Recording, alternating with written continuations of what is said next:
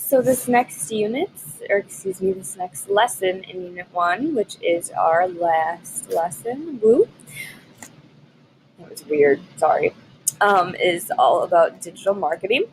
So the target objective for this lesson is to understand the concept of digital marketing. I went a little fast there, sorry about that. So what exactly is digital marketing? Well, digital marketing can be described as actively promoting products and services using digital distribution channels as an alternative to the more traditional medias such as television, print, and radio.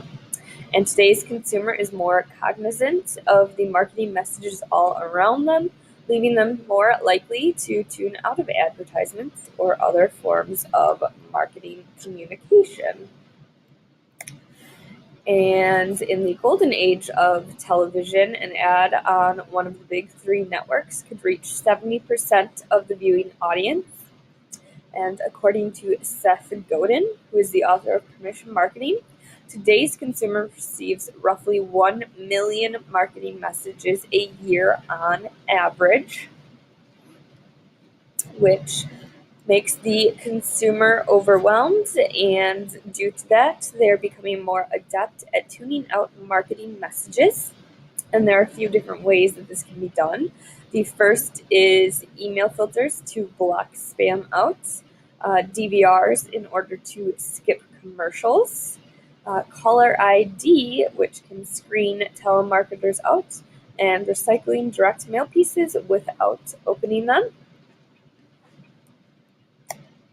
And an example of being adept at tuning out marketing messages is that Dish actually came out with a DVR that has a feature to skip commercials, and the big four networks all filed a lawsuit against Dish in 2012 because of that, and the courts ruled in favor of Dish, and Dish called that a victory for American consumers. Businesses and marketing professionals often refer to this saturation as clutter, and clutter is a major problem for today's marketer. The cost of selling has almost tripled over the past decade, and today's consumer has a broken trust with traditional marketing means, which is what we learned about in the past lessons, like broadcast media and print media and all of that good stuff. So how exactly does clutter impact marketers today? Well, marketers today must determine ways to effectively cut through that clutter if the firms they represent are going to thrive financially. So digital marketers must become more creative and free-thinking in their approach to promoting company products and services. Sports, entertainment, and event marketing provide an effective means for cutting through today's marketing clutter. And how exactly are marketers adjusting? Well, they are turning to technology to help reach their target consumers. So they're looking at internet marketing, mobile marketing, social marketing, so like social media marketing, and viral marketing. A key goal for digital marketers is to focus on interactive elements, which is encouraging consumers to actively participate in promotions.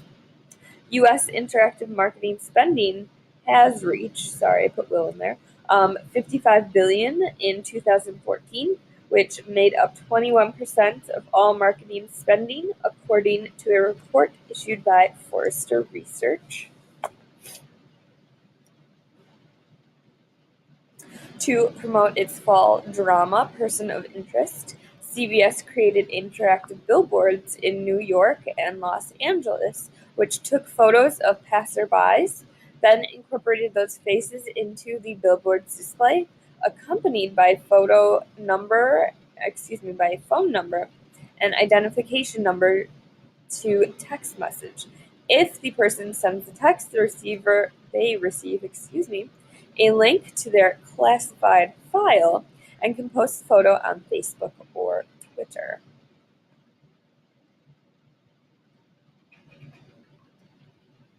And during the 2012 U.S. Olympic track and field trials, Nike created an interactive Camp Victory experience on site that promoted various Nike products.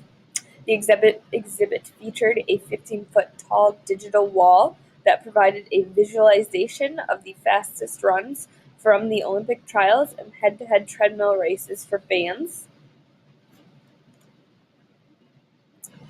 Another example of interactive strategies, the last time the Dallas Mavericks rolled out a new uniform design was in the 2001-2002 season, but owner Mark Cuban announced on his blog that they would get a makeover for the 2015-2016 season, and he reached out to fans to submit their designs in an online contest. When it comes to interactive strategies, it isn't always enough to simply host a Facebook page. So many organizations develop creative ways for engaging with fans that have that interactive element, such as the Phoenix Suns. Fans can have their picture taken by Suns personnel at a game and retrieve it for free on the team's Facebook page. The LA Lakers provide a virtual tour of the team's locker room for their fans on Facebook. The Vancouver Canucks fans could play a virtual hockey game on the team's Facebook page in order to win prizes and coupon vouchers. And racing fans can test their NASCAR IQ via a number of quizzes and polls featured on NASCAR's Facebook page. In 2013, a 12-year-old found a Tony Hawk customized tailored guitar hidden at a local California restaurant during the annual Hawk Hunt, a scavenger hunt hosted by skateboarding legend Tony Hawk via Twitter, where his 3 million followers keep track of hundreds of clues sent out by Hawk and his helpers.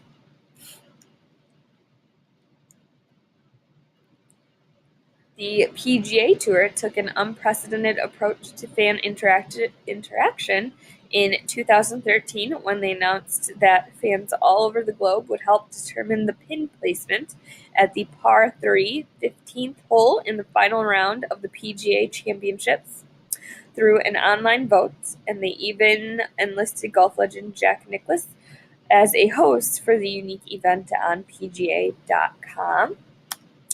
And in 2015, Reebok launched a Hunt for the Pump campaign on Instagram, encouraging fans to virtually run through the streets of San Francisco and visiting pictures of major city landmarks for a chance to win their new Z Pump running shoe. Within each picture was a hidden pump logo where users were to find the logo, like the post, and move on to the next landmark. So there are other types of digital marketing strategies that was mostly social.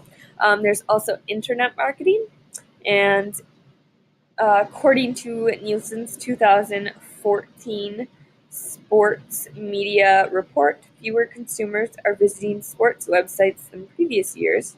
However, sports fans who do still visit sports websites are spending more time online than ever, spending nearly 2 hours per person.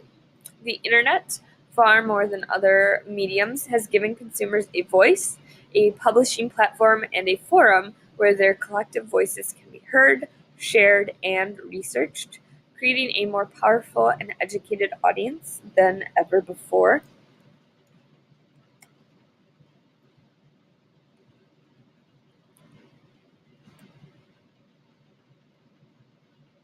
Consumer-generated media, or CGM, encompasses the millions of consumer-generated comments, opinions, and personal experiences posted in publicly available online sources on a wide range of issues, topics, products, and brands. CGM is also referred to as online consumer word of mouth or online consumer buzz.